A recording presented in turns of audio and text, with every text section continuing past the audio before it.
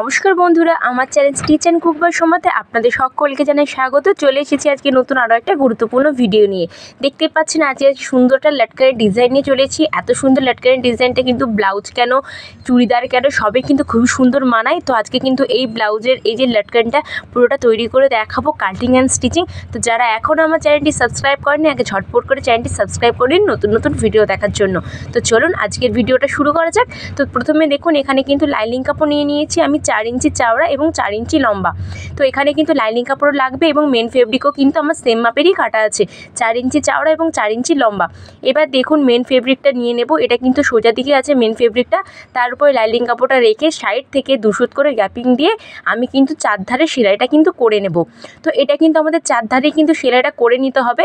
তো দেখুন এখানে কিন্তু একটা আমি সেলাই করে নিয়েছি। এরকমভাবে সমস্ত পদ্ধতিতে এইভাবেই কিন্তু সমস্ত যে কাপড়গুলো আছে আমি কিন্তু সেলাই কিন্তু এখানে করে নেব।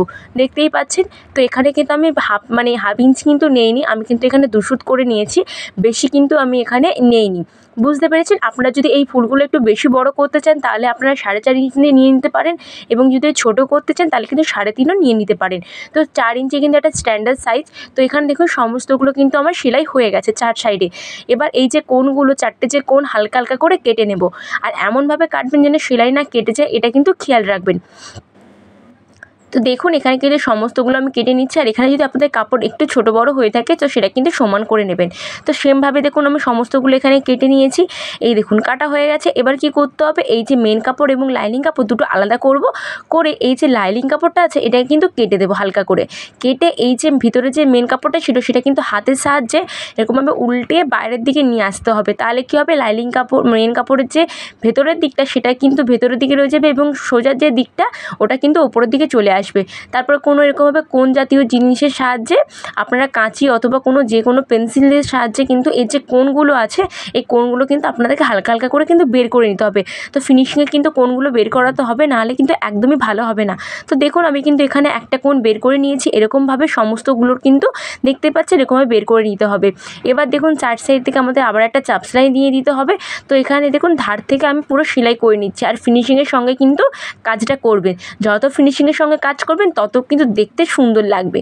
বুঝতে পেরেছেন? আর আপনাদের যদি কোনো প্রশ্ন থেকে থাকে এবং আপনাদের যদি কোথাও বুঝতে অসুবিধা থাকে অবশ্যই কিন্তু আমাকে কমেন্ট করবেন, আমি কিন্তু রিপ্লাই দেবো। আর যারা এখনও চ্যানেলটি সাবস্ক্রাইব করেনি আগে ঝটপট করে কিন্তু চ্যানেলটি সাবস্ক্রাইব করে নিন নতুন নতুন ভিডিও দেখার জন্য। তো দেখুন এইভাবেই কিন্তু আমি সমস্তগুলো সেলাই করে নিয়েছি। আর এখানে আমি একটা লটকানে 5টা দেবো, তাই 5টা করে নিয়েছি। এবার দেখুন হয়ে যাবার পর এরকম প্রথমে 2 ফোল্ড করে তারপর আরেকবার ফোল্ড করে নেব। করে এই যে মিডিল পোর্শন সেখানে আমি অল্প করে, একদম অল্প করে একটুখানি কেটে নিতে হবে। খুব বেশি কিন্তু যেন ছিদ্র না হয়, শুধুমাত্র ডরি পাস হবে এরকমভাবে যেন ছিদ্রটা হয়। তো সমস্তগুলো কেটে নিয়েছি। আর এখানে দেখুন আলাদা করে আমি ডরি বানিয়ে রেখেছি। তো এবার দেখুন ডরিটা নেব, নিয়ে এই যে সোজা দিক থেকে ঢুকিয়ে দেবো। দেখতে পাচ্ছেন এরকমভাবে এই যে ছিদ্রটা আমরা কেটেছিলাম। আর এমন ছিদ্রটা কাটবেন যেন শুধু ডরির মাপটাই যেন হয়, খুব যেন বেশি না ছিদ্র হয়ে যায়, এটা কিন্তু খেয়াল রাখবেন। অল্প করে কাটতে হবে। তো এইভাবে দেখুন সমস্তগুলো আমি পাস করিয়ে দেবো এর ভেতরে। এবার দেখুন কি করতে হবে, আমাদের এবার সেলাই করে নিতে হবে। তার জন্য উল্টো দিক থেকে এরকমভাবে প্রথমে একটা ভাঁজ করে নেব। তো এটা হচ্ছে একটা ভাঁজ, দেখতেই পাচ্ছেন এরকমভাবে ভাঁজ করে নিয়েছি। ভাঁজ করে এখানে একটা মাপ আছে, তো আমি দেখিয়ে দিচ্ছি মাপটা কতটা। তো এখানে আপনারা 1.25 ইঞ্চি মানে হাফ ইঞ্চের থেকেও কম, 2 সুতের থেকে 1 সুত বেশি, এরকম 3 সুতের মতো আপনারা নিয়ে নেবেন। নিয়ে এরকমভাবে মিডিল পর্যায়ে পুরো কোণ করে মিলিয়ে দেবেন। আবার মিডিল থেকে আর সাইডে কিন্তু আবার উপর দিকে নিয়ে নিতে হবে 2 সুত অথবা 3 সুত। বুঝতে পেরেছেন? এরকমভাবে কোণ করে জিনিসটা কিন্তু সেলাই হবে। তো দেখুন এইরকমভাবে হয়ে যাওয়ার পর এটাকে আবার একবার ফোল্ড করে নেব, টোটাল 2টো ফোল্ড হবে। তো আবার দেখুন সেম মাপেরই কিন্তু আমি এখানে কোণ করে মিলিয়ে দিচ্ছি, আবার এখান থেকে আবার দাগ দিয়ে দিচ্ছি। দেখতে পাচ্ছেন? তো আপনাদের যদি বুঝতে না অসুবিধা হয় তো প্রথমে কিন্তু আপনারা দাগ দিয়ে দেবেন কাজ করার সময়, তাহলে কিন্তু সুবিধা হবে। তো এখানে দেখুন আমি পুরো সেই দাগে দাগে কিন্তু সেলাইটা করে নিচ্ছি। দেখুন পুরো দাগে দাগে সেলাইটা করে নিচ্ছি। আর মিডলে কিন্তু আমি চাপ সেলাই অবশ্যই দিয়ে দিচ্ছি, যাতে কী হয় লক লাগিয়ে দিচ্ছি, যাতে কী হয় সেলাইগুলো না খুলে যায়। তো এবার দেখুন আমি এখানে সেলাইটা হয়ে গেছে। এবার আপনাদেরকে আমি খুলে দেখাচ্ছি এটা কেমনটা দেখাচ্ছে। তো দেখুন ফুলটা কত সুন্দর এসেছে, এখানে দেখতে পাচ্ছেন কত সুন্দর ফিনিশিং হয়েছে। তো এইভাবেই কিন্তু বাকিগুলো আমি করে নেব।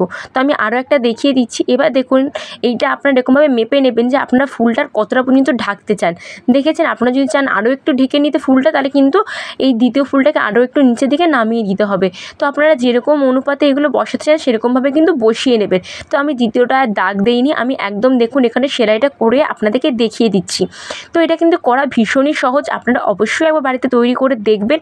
আর ব্লাউজে কিন্তু এটা খুবই সুন্দর ভালো লাগে, বা চুড়িদারেও কিন্তু খুবই সুন্দর মানায়। আপনারা কিন্তু অবশ্যই একবার তৈরি করে দেখতেই পারেন। আর এটা কিন্তু দেবার পর ব্লাউজটা কিন্তু দেখতে খুবই সুন্দর হয়ে যায়। তো দেখুন এখানে আমি সমস্তগুলো এইভাবেই কিন্তু সেলাইটা করে নিচ্ছি। তো এখনও যারা চ্যানেলটিকে সাবস্ক্রাইব করেনি, আগে চ্যানেলটিকে সাবস্ক্রাইব করে নিন নতুন নতুন ভিডিও দেখার জন্য, এবং নোটিফিকেশান কিন্তু অন করে রাখতে একদমই ভুলবেন না। তো দেখুন এখানে কিন্তু পুরোটা আমি সেলাই করে নিয়েছি। তো এইভাবে পুরোটা সেলাই করে নেব। তো এখানে দেখুন আমার লাটকানটা পুরো রেডি হয়ে গেছে। আশা করছি পুরো ভিডিওটা আপনাদের ভালো লেগেছে।